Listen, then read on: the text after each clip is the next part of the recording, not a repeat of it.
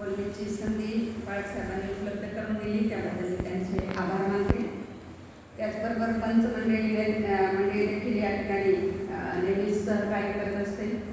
मंडळी देखील प्रत्येक सभासद आहे ते सहकार्य करत असतात, याबद्दल त्यांचे देखील मी आभार मानते. आणि आपण हा जो ऑक्टोबर महिना आहे, या ऑक्टोबर महिन्यामध्ये अलाबास्त्र अर्पण हे देत असतो आणि त्याचा जो उपयोग आहे हा उपयोग कशासाठी होतो हे आपण बाळासाहेबांकडून मागच्या आठवड्यामध्ये ऐकलेलं आहे. जे आपण पाहतो की ज्या काही संस्था आहेत, बाळक आहे त्यांचं घर असेल, चर्च असेल, हॉस्पिटल असेल, यांच्यासाठी जी मदत आहे ह्या मदतीची आवश्यकता असते. आणि ज्यावेळेस आपण परमेश्वराच्या भंडारामध्ये आणतो त्यावेळेस परमेश्वर हा आपल्याला आशीर्वादित करतो. त्याचबरोबर हे जे आलेलं जे अर्पण आहे हे अर्पण आपण आपल्या चर्चसाठीच त्याचा उपयोग करत नाही, तर इतर जे गरजू आहेत, ज्यांना वैद्यकीय गरजेची आवश्यकता आहे, त्याचबरोबर जे चर्च बांधकाम ह्याच्यासाठी देखील या ठिकाणी आपण त्याच्यामधून जे आलेला भाग आहे तो आपण देत असतो. आणि परमेश्वर निश्चितच आपल्या प्रत्येकाला आशीर्वादित करत असतो. आणि या ठिकाणी मी परमेश्वराने ज्याप्रमाणे मार्गदर्शन केलं त्याप्रमाणे या ठिकाणी मी आपल्यासमोर बोलणार आहे. उदारता किंवा उदारतेचं हृदय याच्यावरती बाळासाहेबांनी मागच्या वेळेस घेतलेलंच आहे. आणि थोडे जे मुद्दे आहेत ते मुद्दे या ठिकाणी माझे देखील आहेत. त्याच्यामध्ये आपण पहिलं पाहूया उदारता. पहिल्या तिमोथी याचा 6वा अध्याय आणि 18वा वचन.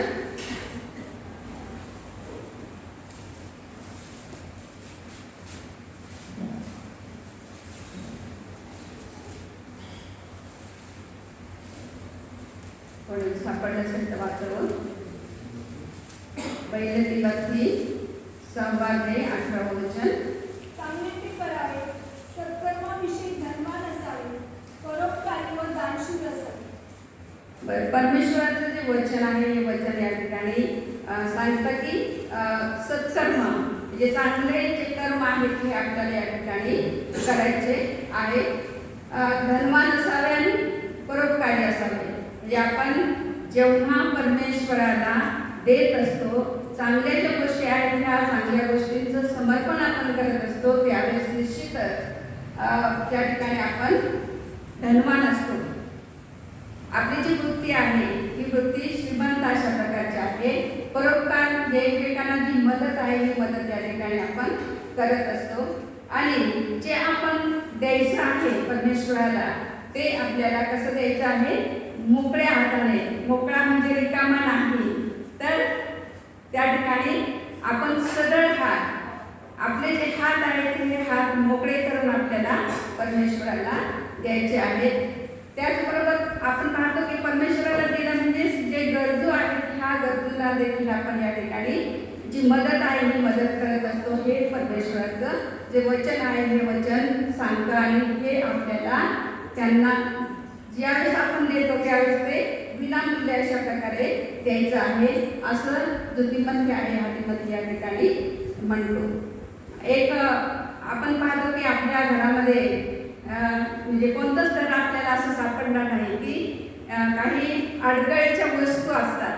म्हणजे ते आपण काय करतो की सांभाळून ठेवतो, हे चांगलं आहे ते चांगलं आहे. म्हणजे ज्यावेळेस आपण घराची वगैरे स्वच्छता करतो त्यावेळेस देखील त्या वस्तू पाहतो, परंतु काय म्हणतो की हे चांगलं आहे. म्हणजे ते आपण आपल्यासाठीच ठेवतो, दुसऱ्याला कधीही देण्याचा आपण प्रयत्न करत नाही. त्याची एखाद्याला गरज असेल हे आपण लक्षात घेत नाही. तर या ठिकाणी एक मुलगा असतो, तो एका उपहारगृहामध्ये काम करत असतो.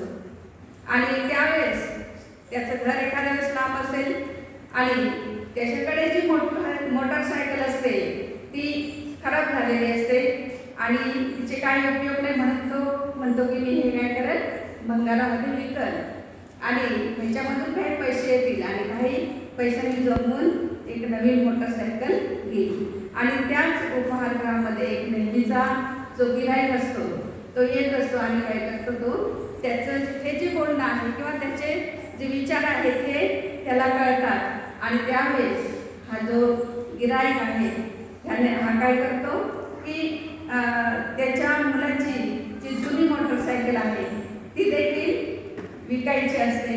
त्यावेळेस तो गृहस्थ म्हणजे जो गिराईक आहे तो काय करतो, आपल्याच मुलाची जी मोटरसायकल आहे ती तो विकत घेतो, तिला स्वच्छ करतो, चकाचक करतो आणि हे जे त्या मुलाला त्याची गरज आहे म्हणून ती मोटरसायकल त्याच्या हाती तो देतो, म्हणजे जे किल्ले आहे त्याला सुपूर्द करत असतो. म्हणजे अशा प्रकारे आपण जे गरजू आहे या गरजूंना जी मदत आहे ही मदत म्हणजे परोपकार आहे हा आपण केला पाहिजे. त्याच्या बाबतीमध्ये आपण धनवान असलं पाहिजे. आपलं जे मन आहे ते त्या देण्याच्या संदर्भामध्ये उदार असणं हे अतिशय महत्त्वाचं आहे. त्याचबरोबर दुसरा जो भाग आहे त्याच्यामध्ये देवाच्या सेवकाचा आदर आणि सन्मान. ह्याच्यामध्ये आपण दुसरे राज्य याचा 4था अध्याय 8 ते 17 ही वचनं पाहूया.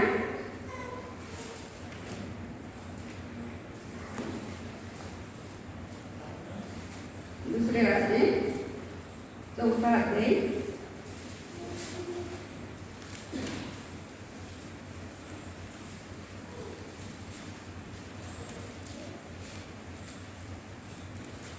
एके दिवशी असे झाले की आईच्या शून्य येथे गेला. तेथे तो स्त्री राहत होती. तिने त्यास आग्रह करून जेवाव्यास लागले. पुढे तो त्या वाटेने जाईल तेव्हा तेथे जेवाव्यास उतरत असे. ते आपल्या नवऱ्यास म्हणाले, हा पुरुष वारंवार या वाटेने जातो. हा कोणी देवाचा पवित्र माणूस आहे असे मला दिसते. यास तो घरावर आपण एक लहानशी खोली करू आणि त्याच्यासाठी एक खाट, एक मेज, एक खुर्ची व एक समई अशी तिच्यात ठेवू. म्हणजे तो आपल्याकडे येईल तेव्हा त्या खोलीत उतरत जाईल. पुढे असायचं 17 वचन आहे, परंतु तेवढं नसतं. Thank you aunty. तर या ठिकाणी आपण पाहतो की देवाच्या जे सेवकांचा आदर किंवा मान सन्मान हा या ठिकाणी हे जे शुनेम करील म्हणजे इथे ह्या स्त्रीचं नाव हे दिलेलं नाही, परंतु शुनेम हे एक गाव आहे आणि त्या गावामध्ये ते राहणारे आहेत. त्याच्या पतीचा किंवा तिच्या नावाचा उल्लेख या ठिकाणी केलेला नाही, परंतु ती ही जी स्त्री आहे ती थोर स्त्री आहे, प्रतिष्ठित अशा प्रकारची स्त्री आहे. आणि ज्यावेळेस अलिशा हा या शुनेम गावाजवळून किंवा या गावामध्ये आला त्यावेळेस तिने काय केलेलं आहे, त्याला जेवणासाठी जो आग्रह आहे हा आग्रह केलेला आहे. आणि ज्या वेळी अलिशा या वाटेने जात असेल त्यावेळेस तो त्या ठिकाणी जेवणासाठी उतरत होता. आता इथे आपण पाहतो की तिने यावेळेस तिच्या नवऱ्याला सांगितलं की हा जो माणूस आहे हा एक पवित्र आणि देवाचा सेवक आहे असं वाटतं आणि त्याच्यासाठी त्याची जी गरज आहे म्हणजे हा इथून नेहमीच जात असतो म्हणून आपण आपलं जे घर आहे म्हणजे जे आपण पाहतो की पूर्वी जे वाळवंटामधील जी घरं आहेत ती धाब्याची होती, परंतु तिने उदारतेने त्या सेवकासाठी जी एक धाब्यावरती खोली तयार करण्यासाठी विचार केलेला आहे. ती खोली त्यांनी तयार केलेली आहे आणि फक्त खोलीच तयार केलेली नाही तर त्या सेवकासाठी लागणारे जे सर्व साहित्य आहे त्याची देखील व्यवस्था या ठिकाणी केलेली आपल्याला पाहायला मिळते. म्हणजे तिथे त्याच्यासाठी खाट ठेवलेली आहे, मेज ठेवलेला आहे, त्याचबरोबर खुर्ची आहे आणि समई देखील ठेवलेली आहे. म्हणजे ज्यावेळेस हा सेवक उतरेल त्यावेळेस त्याला विश्रांती या ठिकाणी घेता येईल.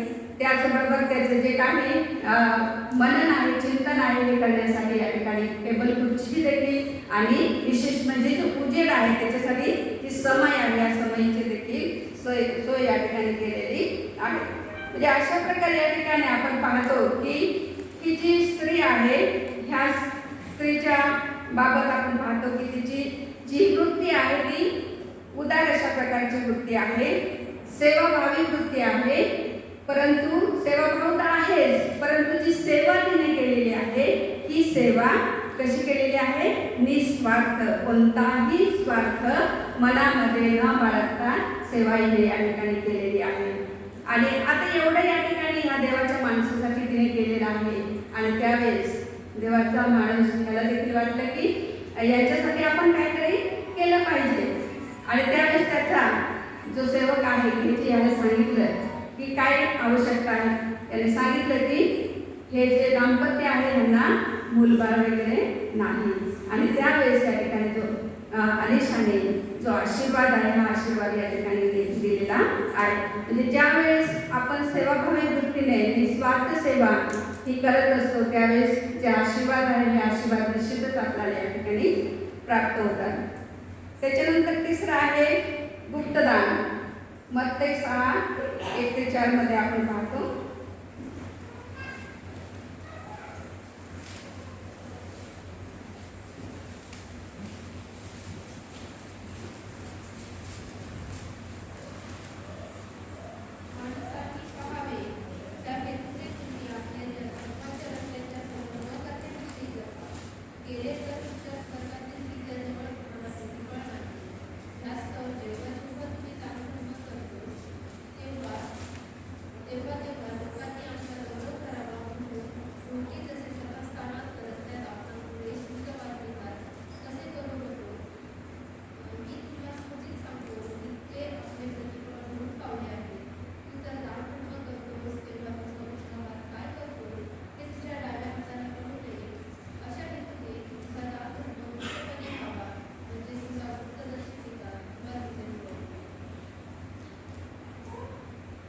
दान धर्म जे आहे हे आपल्याला कसं करायचे आहे? गुप्तपणे करायचं आहे, उघडपणे नाही किंवा लोकांसमोर आपली वाहवा आहे, प्रशंसा आहे, स्तुती आहे ती व्हावी म्हणून नाही, तर आपण जे काही करतो आहोत चांगल्यातले चांगलं जे आपण देण्याचा प्रयत्न करतो आहे ते लोकांना दिसावं म्हणून नाही, तर आपला जो गुप्तवासी पिता आहे त्याला ते सगळं कळतं. आणि ज्यावेळेस अशा प्रकारे आपण देतो त्यावेळेस निश्चितच या ठिकाणी तो आपल्याला देखील आशीर्वादित करतो आहे. म्हणून जे दान आहे ते आपण गाजावाजा न करता आपण इतर जे मंदिरं पाहतो, मोठमोठाली मंदिरं आहेत, तर मग त्या ठिकाणी पेपरमध्ये आपण बातम्या वाचतोच आहे की ह्या शिर्डीचं मंदिर असेल किंवा आणखी जी मोठमोठाली मंदिर आहे तर सोन्याचा मुकुट किंवा कोटी जे पैसे आहेत ते पैसे आलेले आहेत. म्हणजे तिथे जे दिलेलं आहे त्याचं त्या ठिकाणी काय केलं गेलेलं आहे? गाजावाजा केला गेलेला आहे, स्तुती केली गेलेली आहे, वाहवा केली गेलेली आहे. परंतु हे जे त्यांना मिळालेलं आहे हे दान त्यांना कशा रीतीने मिळाले आहे आणि ते त्यांनी कशासाठी दिलेलं आहे, त्यांचा जो हेतू आहे तो हेतू कसा आहे हा देखील पाहणं गरजेचं आहे. आणि या ठिकाणी आपल्याकडे जसं आहे तसं आपण या ठिकाणी द्यायचं आहे, ते गुप्तपणे द्यायचं आहे. आणि त्यावेळेस त्या ठिकाणी आपल्याला जे परमेश्वर हा आशीर्वादित करणार आहे. चौथा भाग आहे उत्तम ते परमेश्वराला देणे. 2 कॉरिंथ ह्याचा 11-12 वचन.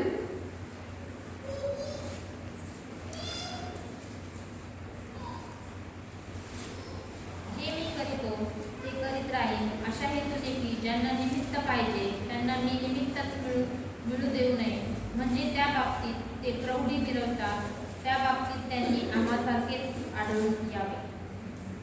देण्याच्या संदर्भामध्ये म्हणजे परमेश्वराने आपल्याला आशीर्वाद दिलेले आहेत.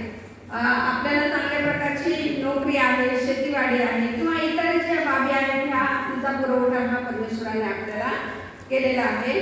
आणि त्याच्यातून आपल्याला परमेश्वर आहे या परमेश्वराला देण्यासाठी जी उत्सुकता आहे ती उत्सुकता आपल्याला दाखवणे गरजेचं आहे. म्हणजे उत्सुकतेने न रडता कुरकुर न करता आपण परमेश्वराला द्यायचं आहे. एखाद्या वेळेस आपण काय करतो की देण्यासाठी उत्सुक नसतो आणि आपल्याला वाटतं की आपण जर देवाच्या मंदिरामध्ये दिलं तर ते काय होणार आहे?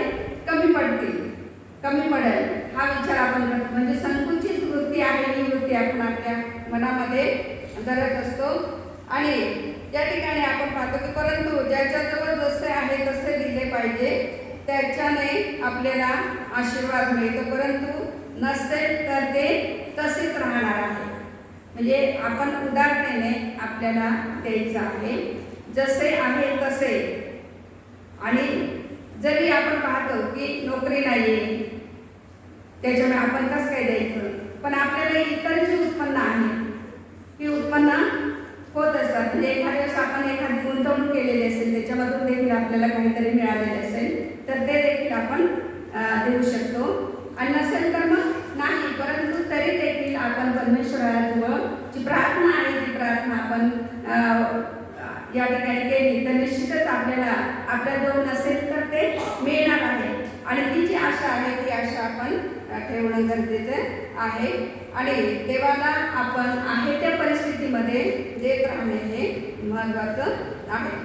स्वेच्छेने व उदारपणे द्यावे. मग आपल्याकडे रक्कम ही कमी असो किंवा जास्त असो, ती आनंदाने आणि कृतज्ञतेने आपण दिली पाहिजे. त्याच्यानंतर दशमांश आहे.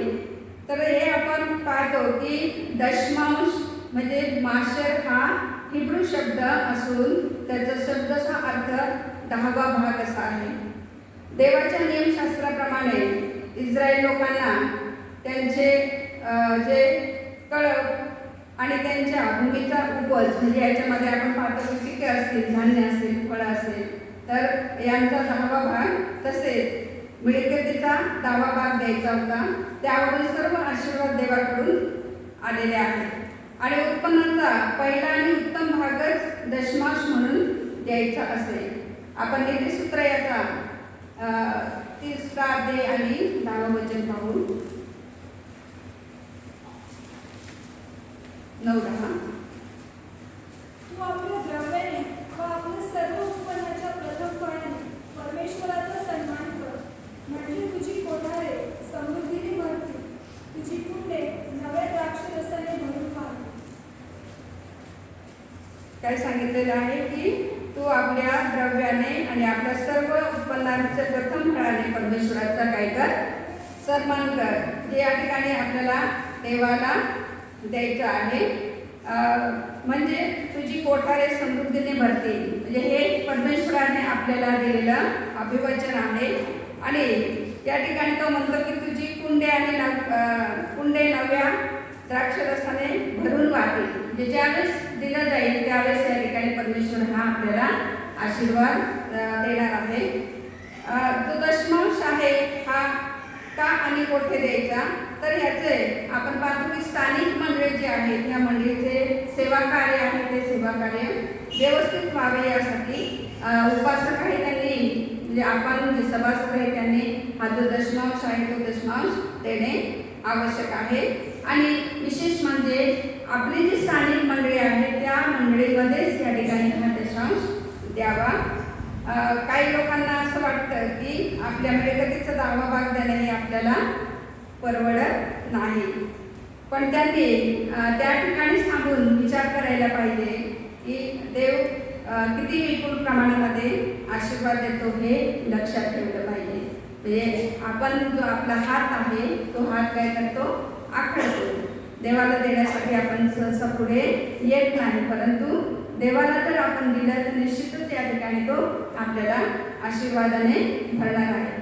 आपण मलाकी 3:10 पाहतो की देवाचे आव्हान आणि अभिवचन हे या ठिकाणी आपल्याला नमूद केलेलं आहे. जो सगळा दशमांश आहे तो काय करा, देवाच्या भंडारामध्ये आणा.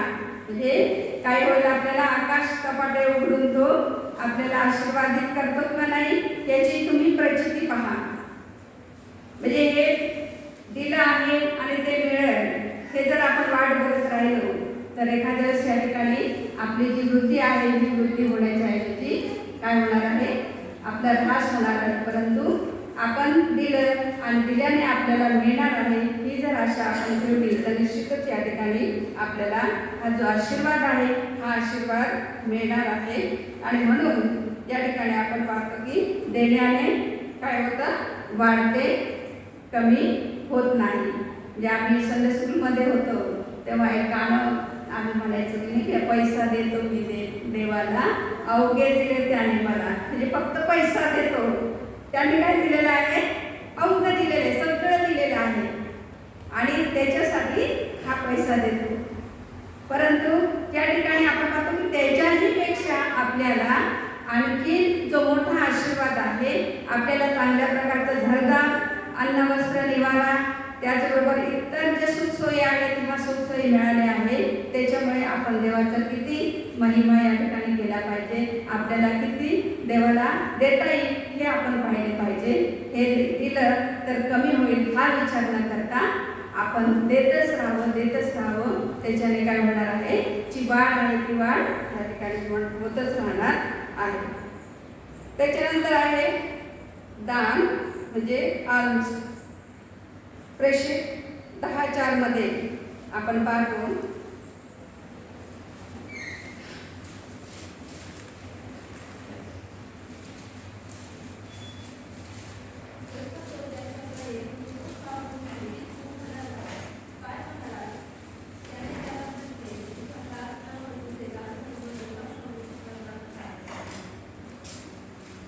येथे आपण पाहतो की कर्नेलिया हा कोण होता, एक शताधिपती होता आणि त्या ठिकाणी हा नियमितपणे काय करत होता, दान धर्म करणारा होता आणि देवाची नित्य प्रार्थना देखील करणारा होता. आणि त्यावेळेस परमेश्वराने दिवसाच्या 3ऱ्या प्रहरी त्याला दृष्टांत दिलेला आहे आणि त्या दृष्टांताच्या द्वारे परमेश्वर हा त्याच्याशी बोललेला आहे. आणि त्या ठिकाणी तुझे दान धर्म केलेले आहे ते स्मरणार्थ आलेले आहेत. आणि त्याच्यामुळे या ठिकाणी आपण पाहतो की दान देणं देखील महत्त्वाचं आहे. म्हणजे याने जे दान आहे हे इतर जे आपण पाहतो की एखाद्या वेळेस जे गरीब आहे, गरजू आहे किंवा इतर जे बांधकाम आहे त्याच्यासाठी देखील यांनी ते दान दिलेले आहे. आणि त्याच्यामुळे या ठिकाणी त्याचं जे स्मरण आहे हे स्मरण या ठिकाणी देवासमोर आलेले आपल्याला पाहायला मिळतो. डॉक्टर ब्रिझी हे आपल्याला माहीत असतील. ब्रिझी आणि किडनी हे नॅझरेथची जी पहिली मंडळीची सुरुवात आहे, सुरुवात या ठिकाणी त्यांनी केलेली आहे. आणि आपण पाहतो की हे सुरुवातीला एक भाड्याची खोली आहे त्याच्यामध्ये सभा घेत होते. त्यावेळेस जी सभासद संख्या आहे ती देखील कमी होती. आणि त्याच्यानंतर त्यांना वाटलं की आपलं स्वतःचं चर्च असावं, यासाठी त्यांनी काय केलेलं आहे, लोकांना आव्हान केलेलं आहे. आणि लोकांनी देखील या ठिकाणी त्यांना प्रतिसाद हा प्रचंड प्रमाणामध्ये दिलेला आहे. ब्रिझी म्हणत असत की हे गरिबांचं चर्च आहे आणि त्याच्यामुळे या ठिकाणी जे दान आहे हे दान दिल्यानंतर जाहीर घोषणा करणार नाही. तर इथे आपण पाहतो का याचं कारण जे मत्तई 6:3 मध्ये पाहतो की जेव्हा तू काय करतो, दान धर्म करतोस तेव्हा लोकांनी आपला गौरव करावा म्हणून नाही, तर तू दान धर्म करतोस तेव्हा तुझा उजवा हात काय करतो हे तुझ्या डाव्या हाताला कळू नये. म्हणजे लोकांचे जे दान आहे त्यातूनच या ठिकाणी ब्रिझींनी चर्च बांधलेले आहे. परंतु ज्या संजीवनाच्या सभा आणि आपण पाहतो की लोकांचं परिवर्तन, विश्वास त्यांनी देवावरती ठेवलेला आहे. आणि त्याच्यामुळे या ठिकाणी आपण पाहतो की जी सभासद संख्या आहे ती संख्या वाढतच गेलेली आहे. आणि त्या ठिकाणी त्यांनी पुन्हा एक नवीन चर्च बांधण्यासाठी त्यांनी आवाहन केलेलं आहे. आणि पूर्वीचे जे चर्च होतं ते चर्च लाकडी होतं. आणि त्याच्यानंतर त्यांनी लोकांना आवाहन केलं. त्यावेळेस एक सेनाधिकारी होता, त्यांनी काय केलं की एका रविवारी चर्चमध्ये त्यांनी सांगितलं उठून की ज्यावेळेस माझी बायको आजारी होती त्यावेळेस तिच्यासाठी या चर्चमध्ये लोकांनी प्रार्थना केली आणि त्याच्यामुळे ती बरी झालेली आहे. आज ती माझ्यासोबत आहे. आणि जी गरज काय होती तर पाळकाचं घर आणि प्रशस्त अशा प्रकारचं चर्च आहे, या चर्चची गरज होती. त्यावेळेस त्या सेनाधिकाऱ्याने $500 अमेरिकन $500चा चेक ब्रिझींच्या हवाले केलेला होता. परंतु तेवढ्याने या ठिकाणी ते भागणार नव्हतं. त्यावेळेस त्यांनी पुन्हा आवाहन केलं लोकांना की अजूनही $10ची आवश्यकता आहे. आणि त्यावेळेस त्यांनी ते देखील दिलेलं आहे. म्हणजे उत्स्फूर्त प्रतिसाद आहे. हा प्रतिसाद देवाच्या कार्यासाठी या ठिकाणी लोकांनी दिलेलं आहे. जे दान आहे हे दान अर्पण हे दिलेलं आहे आणि त्याच्यामुळे जे एक प्रशस्त अशा प्रकारचं जे चर्च आहे, चर्च या ठिकाणी उभारलं गेलेलं आहे. आणि पूर्वीचं जे गौरवधाम चर्च हे लाकडी होतं, परंतु आता त्यांनी दगडविटांचं जे चर्च आहे या चर्चचं काम करून ते पूर्ण झालेलं आपल्याला पाहायला मिळतं. त्याच्यानंतर आपण पाहतो की एक उदाहरण म्हणून सांगते की आमचं गाव आहे, त्या गावामध्ये फोटो टाकलेले होते. चर्चचं उद्घाटन वगैरे 8 जूनला झालं होतं त्यावेळेस. तर तेव्हा देखील जे लोक आहेत, चर्च सभासद आहेत, जे कुटुंब आहेत, त्यांना आव्हान केलं होतं आणि त्यांनी आपला एक पगार संपूर्ण दिलेला होता. त्याचप्रमाणे बिल्डिंग तर उभी राहिली, परंतु इतर ज्या सेवा सुविधा आहेत त्यांची आवश्यकता होती. त्यावेळेस देखील लोकांना आव्हान केल्यानंतर कोणी फॅन दिले, कोणी काय दिले, अशा प्रकारे या ठिकाणीच्या खुर्च्या असतील, फॅन असतील, AC आहेत, हे सगळं त्यांनी दिलेलं आहे. म्हणजे हे जे लोक आहेत ते लोक खूप मोठे आहे असं नाही, शेतकरी आहे, काही कष्टकरी आहेत, परंतु त्यांना आव्हान केल्यानंतर जे सुचल एक पंखा असेल ते एक पंखा त्यांच्या ऐपतीप्रमाणे या ठिकाणी ते दिलेलं आहे. म्हणजे अशा प्रकारे या ठिकाणी दिले आहेत आणि परमेश्वराने या लोकांना देखील आशीर्वादित केलेला आहे. आणि जे मोठं चर्च आहे ते चर्च त्या ठिकाणी उभं राहिलेलं आपल्याला पाहायला मिळतं. त्याच्यानंतर आहे चॅरिटी, औदार्य किंवा जे गरीब गरज असलेल्या लोकांसाठी देणे. त्याच्यामध्ये अनुवाद 15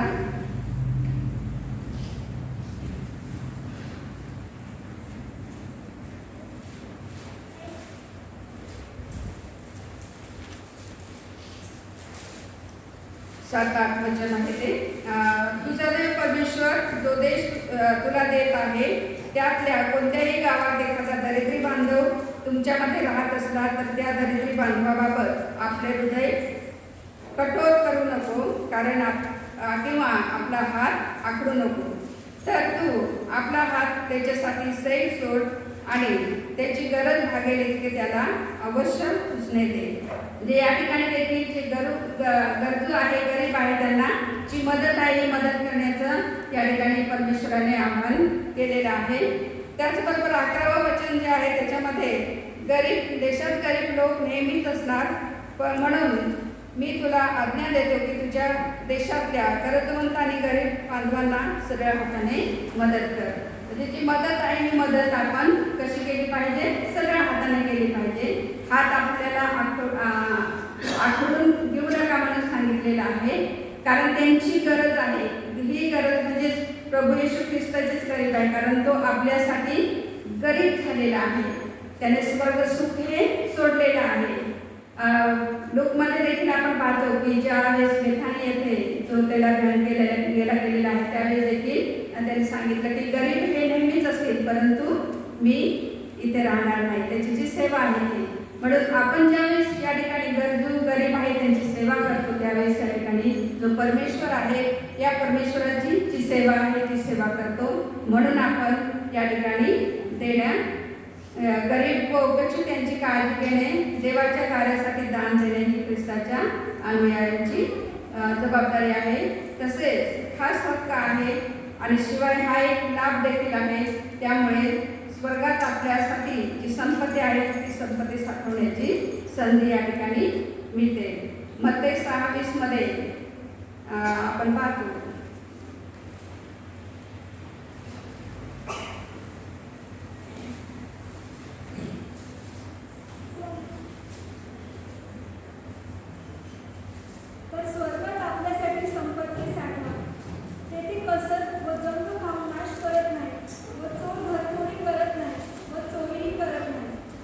आपल्याला जी संपत्ती आहे ती संपत्ती कुठे साठवायची आहे, स्वर्गामध्ये. आपण घरामध्ये जर साठवलं तर अनेक बातम्या आपण ऐकतो नाही का, घर बंद होतं, ते तोडलेलं आहे आणि त्याच्यामध्ये जे काही माल आहे तो घेऊन गेलेला आहे. परंतु ज्यावेळेस आपण परमेश्वराला देतो त्यावेळेस त्या ठिकाणी जी संपत्ती आहे ती संपत्ती आपण कुठे साठवत असतो, स्वर्गामध्ये साठवत असतो. आणि त्याच्यामुळे या ठिकाणी देवाचा जो आदर आणि सन्मान करण्यासाठी या ठिकाणी आपण शिकतो आणि गरजवंताला मदत करणे हाही उद्देश आमचा असावा.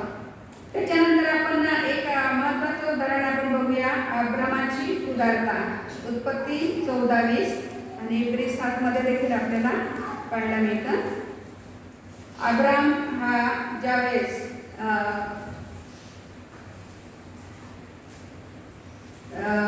जे युद्ध होतं त्यावेळेस जे राजे आहेत ते या राजांचा पराभव केलेला आहे. आणि मल्कीसदेक हा शालेमचा राजा आणि परस्पर देवाचा सेवक होता, याजक होता. आणि त्या ठिकाणी आपण पाहतो की ज्यावेळी कदातागोमर आणि त्याच्याबरोबरचे जे राजे आहेत या राजांना ठार मारलेलं आहे, जे युद्ध आहे ते युद्ध ज्यावेळेस त्यांनी जिंकलेलं आहे त्यावेळेस तो जेव्हा येत होता तेव्हा मल्कीसदेकीय हा त्याला भेटण्यासाठी सामोरा आलेला आहे आणि त्याने जो आशीर्वाद आहे हा आशीर्वाद दिलेला आहे. मल्कीसदेक कोण आहे हे आपल्याला माहिती आहे. आणि ज्यावेळेस त्याने त्याचं स्वागत केलेलं आहे, त्याचा आदर सत्कार केलेला आहे, त्याच वेळेस त्या ठिकाणी त्यांनी काय केलेलं आहे, ज्या लुटीमधील जो मान आहे तो दशांश म्हणून या ठिकाणी मल्कीसदेकाला दिलेला आहे. आणि लुटीमध्ये त्याने निवडक वस्तू ज्या आहेत ह्या न देता जे चांगले आहे, उत्तम आहे ते उत्तम ते या ठिकाणी दिलेलं आहे. म्हणजे जे अर्पण केलेलं आहे, जो दशांश दिलेला आहे ते उत्तमातलं उत्तम अशा प्रकारचं आहे. म्हणजे इथे आपल्याला अब्रामाचा उदारपणा देखील पाहायला मिळतो. त्याचबरोबर आपण पाहतो की लोट आहे, लोटाचा आणि अब्राम यांची जी गुराखी आहे त्यांच्यामध्ये संघर्ष होऊ नये यासाठी त्याने सांगितलं की आपण इथून मी फक्त होऊया, तुला जर डावीकडे जायचं असेल तर मी उजवीकडे जाईल आणि जर तू उजवीकडे गेला तर मी डावीकडे जाईल. त्यावेळेस या ठिकाणी आपण पाहतो की लोटाने काय केलं, पुढे गेला, तो त्याने पाहिलं, सर्व प्रदेश पाहिलेला आहे. आणि यर्दनेचे जे भाग आहे तो पाण्याचा होता, समृद्ध अशा प्रकारचा होता, तो एदेन बागेसारखा होता. आणि त्याच्यामुळे ही जी तळवट आहे ह्या तळवटीची निवड या ठिकाणी त्याने केलेली आहे. परंतु आपण पाहतो की जरी त्याने चांगला भाग हा निवडून घेतलेला होता, अब्रामाने तो उदारपणे त्याला देऊन टाकलं की तुझी निवड, ही निवड त्याने केलेली आहे, निवडीचा अधिकार त्याला दिलेला आहे. आणि त्याच्यामध्ये त्या ठिकाणी त्या भागामध्ये तो गेला तरी देखील आपण पाहतो की त्या लोटाची काय झालेली आहे, अधोगतीच झालेली आहे, भरभराट झालेली नाही. आणि आपण पाहतो की अब्राम जो आहे तो अब्राम कसा होता, उदार होता. त्याने सर्व आपल्या देवावरती भिस्त त्याने ठेवलेली आहे. त्याच्यामुळे या ठिकाणी अब्राम हा आशीर्वादित झालेला आहे. आणि ज्यावेळेस आपण पाहतो की उदारतेचं उदाहरण आणखी पाहतो की त्याला जो म्हातारपणी मुलगा झालेला आहे त्याचं अर्पण करण्यासाठी देवाने सांगितलं तरी देखील या ठिकाणी तो तयार झालेला आहे. अशा प्रकारे या ठिकाणी आपण त्याची उदारता या ठिकाणी पाहायला मिळते. त्यानंतर आहे येशूचा आत्मत्याग. 2 करीन 8:9.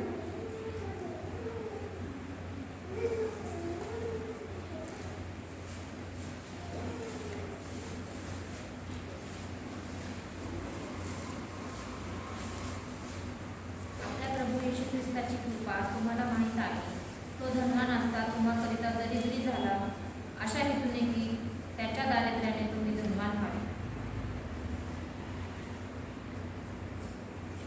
आपल्यासाठी त्याने काय केलेलं आहे, सर्वस्वाचा त्याग केलेला आहे. स्वर्गसुख हे त्याने सोडलेलं आहे आणि तो या भूतलावरती आला आणि स्वतःचा जो स्वार्थ आहे, स्वार्थाचा विचार न करता उदारपणे या ठिकाणी त्यांनी स्वतःला देऊन टाकलेला आहे. आणि आपण पाहतो की येशू त्याची ठेव, सामर्थ्य, सहभागिता, आनंद यामध्ये धनवान होता. तो त्याचे ठिकाण, परिस्थिती आणि मानवी संबंध यामध्ये दरिद्री झालेला आहे. आपण मदतीचा हात पुढे करतो त्यात थोडक्या प्रमाणामध्ये आपण जी मदत आहे ही मदत देत असतो. म्हणजे अन्न असेल, वस्त्र असेल किंवा आर्थिकरित्या आपण मदत करतो, पण ही जी मदत आहे ती अतिशय तोकडी अशा प्रकारची आहे. परंतु आपला प्रभू येशू ख्रिस्त हा संपूर्ण तो या ठिकाणी आपल्यासाठी या भूतलावरती आलेला आहे. स्वतःला त्याने जे समर्पण आहे हे समर्पण केलेलं आहे. लोक 9:58 मध्ये आपण पाहतो की आपला हा जो उत्पन्नकर्ता आहे ह्याला डोके टेकवण्यासाठी जागा मिळाली नाही. हे आपण पाहतो नाही का, कोकणास बिळ आहे, परंतु मनुष्याचा जो पुत्र आहे त्या पुत्राला डोके टेकण्यासाठी जागा मिळालेली नाही. म्हणजे हा जो त्याग आहे तो त्याग किती मोठा आहे आणि तो आपल्यासाठी निर्नम्र झाला. स्वतःचे प्राण आहे या प्राणाचं अर्पण त्या ठिकाणी दिलेलं आहे. उत्तमातला उत्तम कोपरा हा आपल्याला दिलेला आहे आणि त्यामुळे आपण या परमेश्वराला जे उत्तम आहे ते उत्तम दिले पाहिजे. शेवटचं आपण पाहूया, परमेश्वराच्या सेवा कार्यासाठी द्या. प्रेषित याचा 20वा अध्याय 33 ते 35 वचन. मी कोणाच्या सोन्याचा, रुपयाचा किंवा वस्त्राचा लोभ धरला नाही. माझ्या व माझ्या सोबत्यांच्या गरजा भागवण्याकरता ह्याच हाताने श्रम केले हे तुम्ही स्वतः जाणून आहात. सर्व गोष्टी मी तुम्हाला कित्त घालून दाखवले आहे की तसेच तुम्ही श्रम करून दुर्बळांना सहाय्य करावे आणि घेण्यापेक्षा देणे ह्यात जास्त धन्यता आहे, असे जे वचन प्रभू येशू स्वतः म्हणाला होता त्याची आठवण ठेवावी.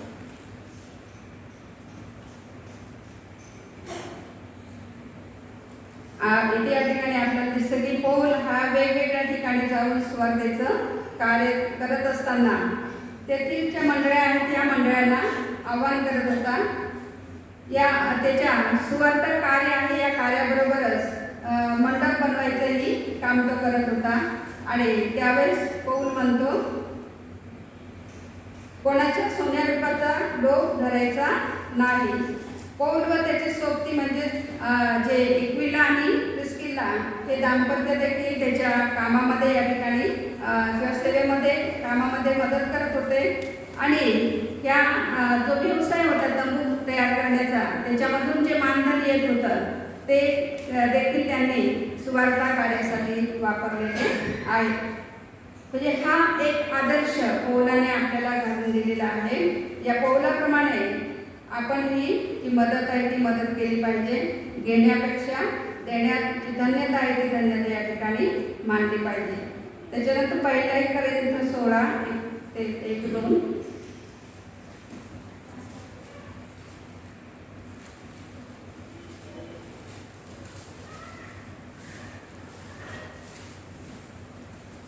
आता पवित्र जनांसाठी जी वर्गणी गोळा करावयाची तिच्याविषयी मी गलितियातील मंडळांना आज्ञा दिल्याप्रमाणे तुम्हीही करा. आठवड्याच्या पहिल्या दिवशी तुम्ही प्रत्येकाने जसे आपणाला यश मिळाले असेल त्या मानाने आपणाजवळ द्रव्य जमा करून ठेवा, अशा हेतूने की मी येईल तेव्हा वर्गण्या होऊ नये. या ठिकाणी देखील पौल कॉरिंथच्या मंडळीला म्हणतो की जी गलतीची मंडळी आहे तिला आज्ञा केल्याप्रमाणे जसे आपल्याला यश मिळेल त्याप्रमाणे काय करायचं आहे, जे द्रव्य आहे ते जमा करून ठेवायचे आहे. आणि त्याच्यामध्ये तो म्हणतो की जेवढे कमवता येईल तेवढे चांगल्या मार्गाने कमवा. म्हणजे आपण पाहतो की जे द्रव्य आहे तुम्ही कमवण्याचे जे मार्ग आहेत ते मार्ग देखील अनेक आहेत. काही चांगले मार्ग आहेत आणि काही वाईट मार्गाचे आहेत. आपल्याला कोणत्या मार्गाने कमवायचं आहे आणि हे जे कमवलेलं आहे हे कमवलेलं आपण कोणत्या कार्यासाठी वापरायचं आहे हे देखील या ठिकाणी आपल्याला ठरवायचं आहे. त्याच्यानंतर तो म्हणतो की साठवता येईल तेवढे साठवा, जेवढे देता येईल तेवढे द्या. म्हणजे पैशांचा जो साठा आहे तो परमेश्वराच्या सेवा कार्यासाठी करता येणार आहे.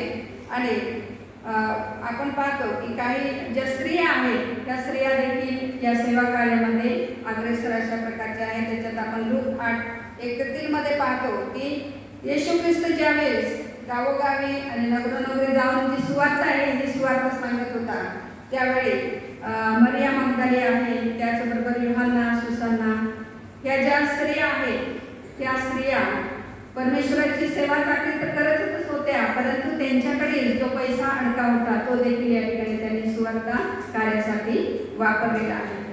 आपल्याला परमेश्वराने भरपूर दिलेलं आहे किंवा आपल्याला अनेक दानं मिळालेली आहेत.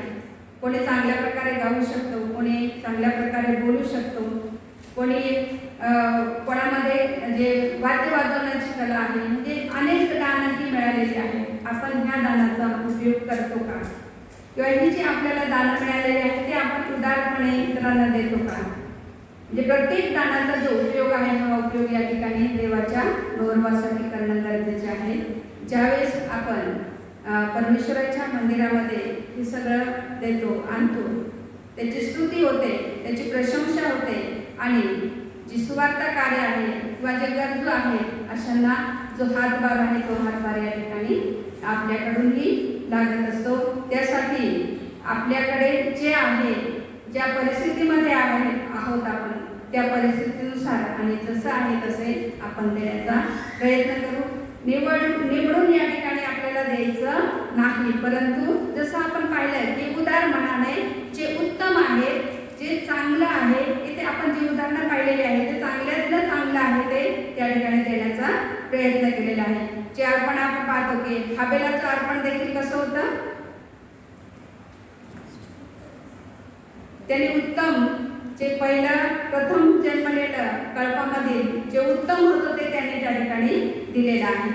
तर याप्रमाणे आपण देखील या ठिकाणी त्याचबरोबर विधवाबाईचं जे उदाहरण आहे ते आपण पाहतो. तिने देखील या ठिकाणी होतं नव्हतं ते दिलेलं आहे. तिने विचार केला नाही की हे दिल्यानंतर माझं काय होईल.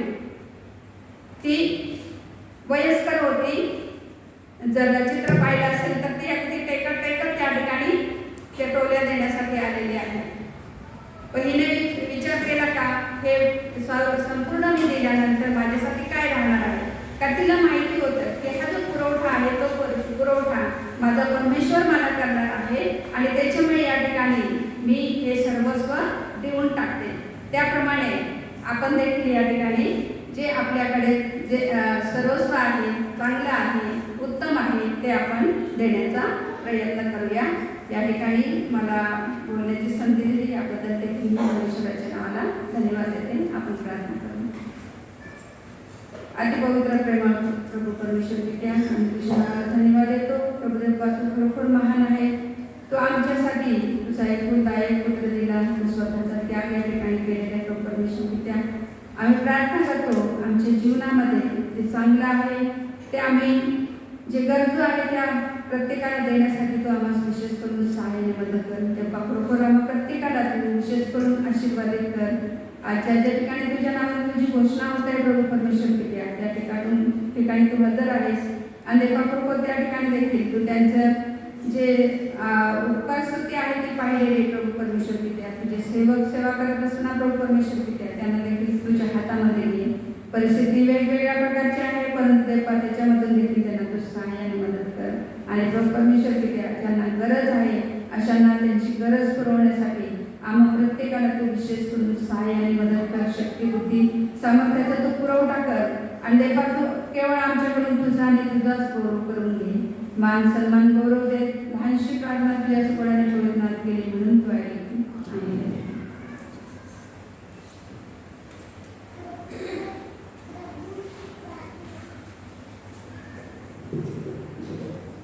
थँक्यू माऊली सिस्टर. देवाचे आभार मानतो. सुंदर वचन दिलं.